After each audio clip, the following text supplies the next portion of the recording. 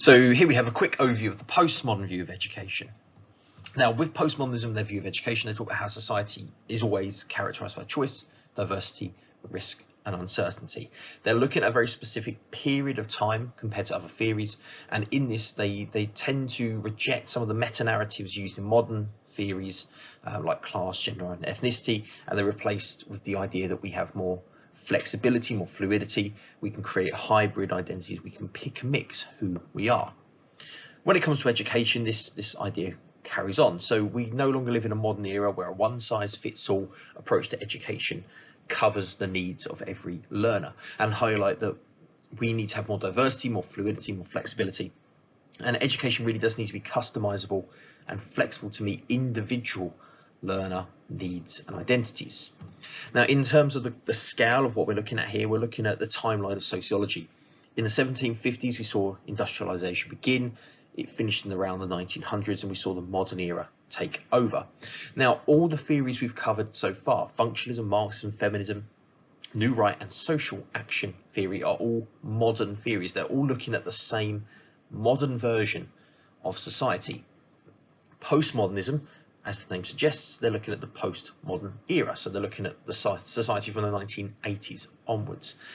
But even this, I think, is quite a broad thing to do, because society has changed so much. If we look just at technology, the technology timeline I put on the screen, you can see that, technology has changed massively from the 80s to the 90s to the 2000s, and then from 2010, in the last decade, we've seen a massive explosion in technology changing, and this has had a massive impact not on just society and family life, but also education has had to change very rapidly to adapt the new technological advances we've seen. So this is also something to keep in mind, that we talk about postmodernism, but it is a very, very broad and diverse period of time. 40 years has seen a significant amount of change, probably far more technological change in the last 40 years than we saw probably sort of in the modern era.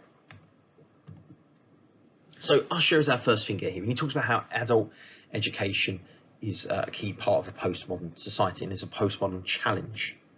Now, he identified 5 features of education, the first of which should be that education should be diverse and customizable to learner needs. It should be controlled by local authorities.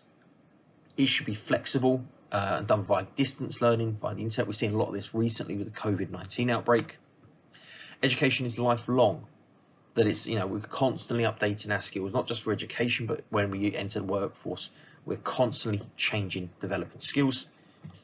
And that the learner should be active, and this helps them learn through their own experience. So Usher kind of talks a lot about adult education, but really some of those kind of key ideas, flexible, diverse, customizable, is stuff that carries over. Thompson has a very similar view. He talks about how social pluralism and postmodernism has a role to play here, and he says that schools operate this one-size-fits-all oppressive uniformality, as he calls it, and basically the idea being that the one-size-fits-all doesn't work. We should again have a customizable education meeting the needs of all learners. So, as I said, the current trend has kind of pushed this a little bit more, with schools adapting and updating their approach because of restrictions and lockdowns. And last but not least, just some general points. Obviously, increased immigration has a big part to play here. The UK has led to 1 in 6 pupils in schools having English as a second language or additional language. So schools have to offer more language support, although the gap between language and achievement is very minimal. Actually, I think often kids with English as a second or additional language tend to achieve better. Postmodern is also quite useful because they look at social policies in a global context. So prevent British values, all been introduced because of globalization. And as I said, it is the only theory that does really recognise globalization and its impact on society. Just a few things who highlight this. So Kelly talks about how the British economy operates within a global market. We need a skilled and qualified workforce. It isn't too dissimilar from specialist skills that Durkheim talked about in functionalism, but really because of global demand, global change, the skills have changed. So you'll see in education, there's a lot more push on skills like coding and computer science, because they are what the global markets need and are working through.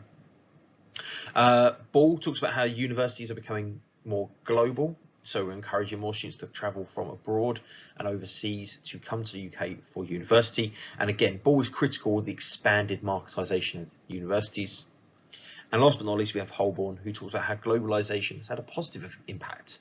We've seen more multiculturalism in the curriculum. We've seen more understanding and tolerance of other cultures, and this is a good thing to come from a globalized economy and education. And there we have it. So very, very briefly, postmodernism and their view of education. Really, the main takeaways is globalization has had a big impact. We should have more customization and flexibility in education, and the postmodern era is very different to the modern view of education. Thanks for watching. I hope this has helped, and hopefully see you again at some point soon.